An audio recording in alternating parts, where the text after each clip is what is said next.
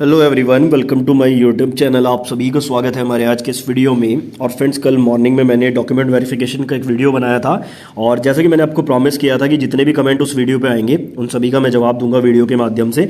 तो वहाँ पे जितने भी कमेंट पूछे जा रहे थे, देखो इंडिविजुअली सभी का रिप्लाई करना थोड़ा मुश्किल होता है, तो जो भी कॉमन क्वेरीज वहाँ पे आ रही थी, बहुत सारे कमेंट आए हैं, उनमें से मैंने जो कॉमन चीज़ें थी उनको पिक किया है और उन्हीं का जवाब मैं आपको इस वीडियो में देने वाला हूँ। बहुत शॉर्ट में मैं आपको सभी का आंसर दूंगा और आपकी बहुत सारी क्वेरीज, बहुत सारे डाउट्स जो है इस वीडियो में क्लियर हो जाएंगे। इंपॉर्टेंट वीडियो है सभी ग्रुप डी एस्पायरेंट के लिए, इसलिए आप इसको कंप्लीट देखें। बाकी वीडियो आपको पसंद आए तो चैनल को सब्सक्राइब जरूर करें, बेल आइकन को भी प्रेस करें और बाकी जानकारी के लिए आप मेरा टेलीग्राम ग्रुप भी ज्वाइन कर सकते हैं, लिंक मैंने डिस्क्रिप्शन में दे दिया है। तो without wasting any time video को स्टार्ट करते हैं। स्क्रीन पर आपके सामने मैंने यहाँ पर ये सवाल लिखे हैं, जितने भी कॉमन सवाल थे। सबसे पहला सवाल है स्पेलिंग को लेकर कि सर फॉर्म में जो है मेरे नाम की स्पेलिंग गलत है, फादर नेम की स्पेलिंग गलत है, या फिर जो है मेरी डेट ऑफ बर्थ गलत होगी। देखो, जो आपने फॉर्म भरा है ना उसमें इवन कोई भी मिस्टेक है, चाहे आपकी डेट ऑफ बर्थ गलत है, परसेंटेज गलत है, रोल नंबर गलत है, नाम गलत है, स्पेलिंग गलत है, उन सभी का एक ही सॉल्यूशन है कि आपको जो है कोर्ट से एक एफिडेविट बनवा के ले जाना है। ठीक है ना, एफिडेविट बन जाएगा 150 रुपये में, जाके उनको बता देना किस तरह के फॉर्मेट में एफिडेविट बना दो। ये ओवरऑल सॉल्यूशन है इस प्रॉब्लम का। ठीक है, दूसरा यहाँ पर कुछ लोगों के आधार कार्ड में जो प्रॉब्लम है, देखो आधार कार्ड की प्रॉब्लम ऐसी है कि अगर आप अभी ठीक होना देंगे 10 दिन में वो ठीक हो जाएगा। तो आधार कार्ड में जो भी स्पेलिंग वगैरह, एड्रेस वगैरह गलत है उसको आप लोग भी ठीक करा लीजिए। ठीक है, दूसरा सवाल आ रहा था कि मैरिज सर्टिफिकेट क्यों मांगा जाता है। हमने जब फॉर्म भरा था उस टाइम पर हम कुंवारे थे, अभी हमारी शादी हो गई, कि हमें मैरिज सर्टिफिकेट देना चाहिए। देखो, अगर आप फॉर्म भरते टाइम कुंवारे थे, बाद में आपकी शादी हुई है, ठीक है ना, इवन कुछ लोग हैं तो बच्चे भी हो गए हैं, लेकिन हम यहाँ फिर अब मैरिज की बात कर रहे हैं, तो आपको अपना मैरिज सर्टिफिकेट लगा देना चाहिए। उसका बेनिफिट आपको ये मिलेगा, देखो जब आपकी फाइल बनेगी उसमें अभी से क्या है मैरिज सर्टिफिकेट लग जाएगा, तो फ्यूचर में आपको जो भी child care allowance, child education allowance, या फिर कोई भी आपकी फैमिली को अगर किसी प्रकार की कोई सुविधा मिलनी हो तो वो मिल जाएगी। बाद में आप फिर से लगाएंगे तो प्रॉब्लम आएगी। तो जिसकी भी शादी हो गई है वो अपना मैरिज सर्टिफिकेट भी बनवा के और उसको भी लगा देना अभी से, उसमें कोई इशू नहीं है। क्वार्टर मिलने में भी आपको आसानी होगी, रेलवे का क्वार्टर आपको आसानी से मिल जाएगा, तो ये सारी दिक्कतें आपको नहीं आएंगी। तीसरा सवाल है कि सर मैंने मेल की जगह फीमेल भर दिया है। देखो, वैसे तो एक बहुत बड़ी मिस्टेक है कि आपने मेल की जगह फीमेल कर दिया है, लेकिन नॉर्मली फॉर्म भरते टाइम ये गलती हो जाती है। तो देखो, अगर आपकी बाकी सारी चीजें सही हैं और मेल की जगह फीमेल हो गया है तो सिंपल सा है कि एक एफिडेविट बनवा के ले जाना, इससे आपका काम बन जाएगा। क्योंकि आप वहां पर जो है प्रत्यक्ष में उनके सामने मेल खड़े हुए हैं, सारे डॉक्यूमेंट आपके प्रॉपर हैं, तो इसमें कोई दिक्कत नहीं आएगी। उसके बाद नेक्स्ट सवाल था ईडब्ल्यूएस पुराना चाहिए या फिर नया चाहिए। देखो, ईडब्ल्यूएस का तो इशू ही खत्म हो चुका है।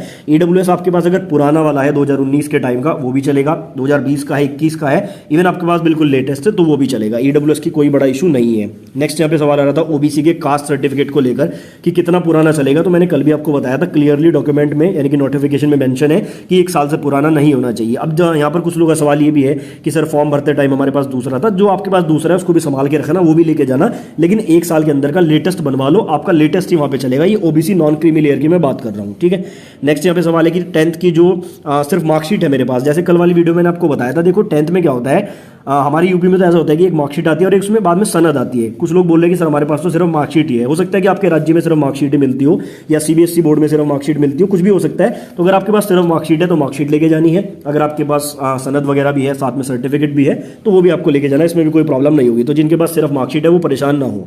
अगला सवाल था SC ST का भी क्या पुराना चलेगा। देखो, SC ST का तो कोई यहाँ पर इशू ही नहीं है। आप SC ST कैटेगरी से हैं, आपका जो जाति प्रमाण पत्र है यानी कि कास्ट सर्टिफिकेट है, चाहे वो पुराना है, कितना भी पुराना है, वो चलेगा। वैसे सेंटर फॉर्मेट का होगा तो ज्यादा बेटर है, ठीक है ना, तो सेंटर फॉर्मेट में आप इसको बनवा लेना। बाकी अगर सेंटर फॉर्मेट का भी पुराना है तो वो भी आपका चल जाएगा।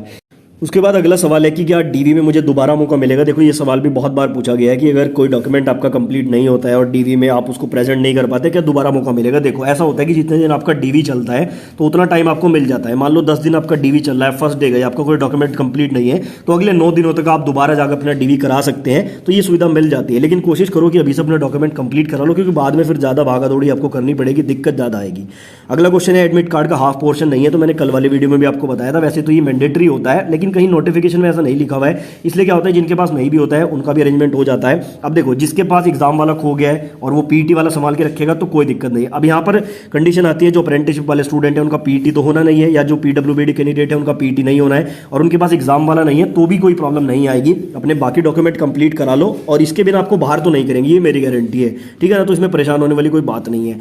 एक यहाँ पर स्टूडेंट ने पूछा था कि सर अभी मैं बीमार हूँ, पीटी क्या दोबारा हो सकता है। देखो, अगर आप अभी बीमार हो, कुछ जोन में ऐसी सुविधा की गई है कि अगर किसी का पीटी छूट जाता है और वो एक वैलिड रीजन देता है तो दोबारा उसका पीटी लिया जा सकता है, लेकिन वो डेट उन्होंने पहले से ही फिक्स की है। मेरे को याद नहीं, आई थिंक कौन से भोपाल में या शायद गुवाहाटी में ऐसा नोटिफिकेशन में आया था, वो एक बार देख लेना आप। लेकिन ऐसा आप नहीं करें तो बेटर है। आप अगर बीमार हैं तो पीटी तक आप सही होने की कोशिश करें, क्योंकि दोबारा चांसेस यहाँ पे कम ही मिलते हैं।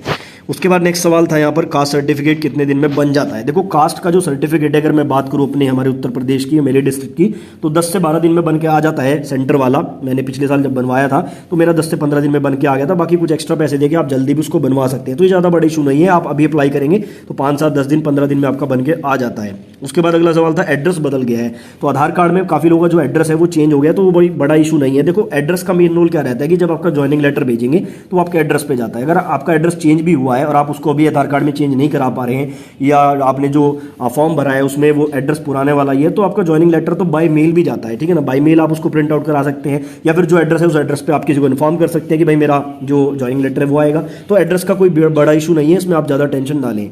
नेक्स्ट सवाल था कि पहले एसटी में आते थे अब ओबीसी में आते हैं। ये एक स्टूडेंट ने क्वेश्चन किया था कि सर हम जो है पहले एसटी कैटेगरी में आते थे जब फॉर्म भरा था, लेकिन अभी हम ओबीसी में आते हैं। देखो जब आपने फॉर्म भरा था उस टाइम आपने एसटी के अकॉर्डिंग फॉर्म भरा होगा, एसटी के अकॉर्डिंग आपकी कट ऑफ बनी होगी, तो जो आपका एसटी का सर्टिफिकेट है उस टाइम का वो आपको प्रेजेंट करना है रेलवे में। और जो चेंजेस अभी हुए हैं, अगर आप अभी ओबीसी में आते हैं तो वो भी लीगल डॉक्यूमेंट आपको वहाँ पे पेश करना पड़ेगा कि अभी हम लोग ओबीसी में आते हैं। वैसे इससे बड़ा इशू नहीं आएगा। अगर आपने एसटी से भरा है और एसटी का आपके पास पुराना सर्टिफिकेट है तो वो आपका 100% चलेगा, ठीक है ना। कुछ लोगों का ये भी डाउट रहता है कि सर हम अपने राज्य में तो एससी में आते हैं और सेंटर में हम ओबीसी में आते हैं। तो देखो ये सेंटर लेवल की जॉब है, ठीक है। जब आपने फॉर्म भरा होगा तो आपने सेंटर के अकॉर्डिंग भरा होगा। अगर आप सेंटर में ओबीसी में है तो आप ओबीसी में ही आपने फॉर्म भरा होगा, अगर नहीं भरा है तो फिर आपको दिक्कत आ सकती है, ठीक है। उसके बाद अगला सवाल था कि किसी ने हम पे जो है झूठी एफआईआर कर दिया कि जॉब लगेगी। देखो मैं यहाँ पे एक सीन आपको क्लियर कर देता हूँ।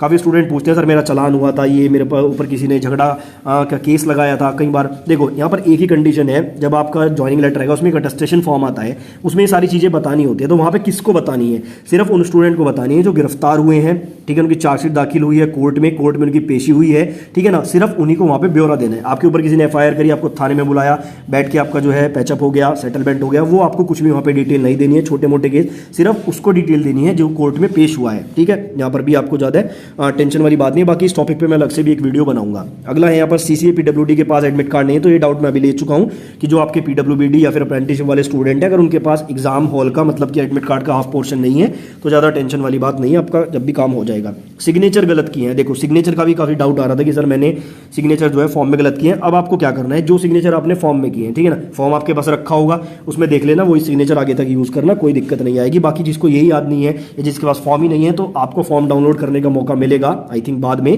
तो उस टाइम पर आप फॉर्म डाउनलोड करके भी देख सकते हैं।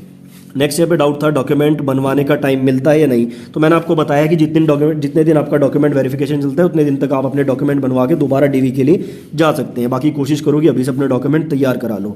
हायर क्वालिफिकेशन गलत भरा है, किसी ने मुझे पूछा था कि सर मैं वैसे ग्रेजुएट हूँ, मैंने पोस्ट ग्रेजुएट वहाँ पर भर दिया है, या मैंने जो है मैं 12th हूँ मैंने ग्रेजुएट भर दिया है। तो देखो अगर आपने हायर क्वालिफिकेशन में कुछ भर दिया है तो उसमें कोई बड़ा इशू नहीं है, उसके लिए एफिडेविट बनवा के ले जाना कि मैंने बाय मिस्टेक भर दिया है और आपका काम हो जाएगा।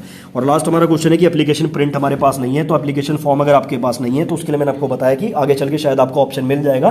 2018 में तो आई थिंक ऐसा ऑप्शन मिला था, तो इसमें कोई बड़ा इशू नहीं है। तो ये आज के मैंने सारे डाउट लिए, बहुत सारे क्वेश्चन मैंने लिए हैं। बाकी इस वीडियो के नीचे भी आप कमेंट करो और नेक्स्ट वीडियो में मैं और भी आपके डाउट लेने की कोशिश करूंगा।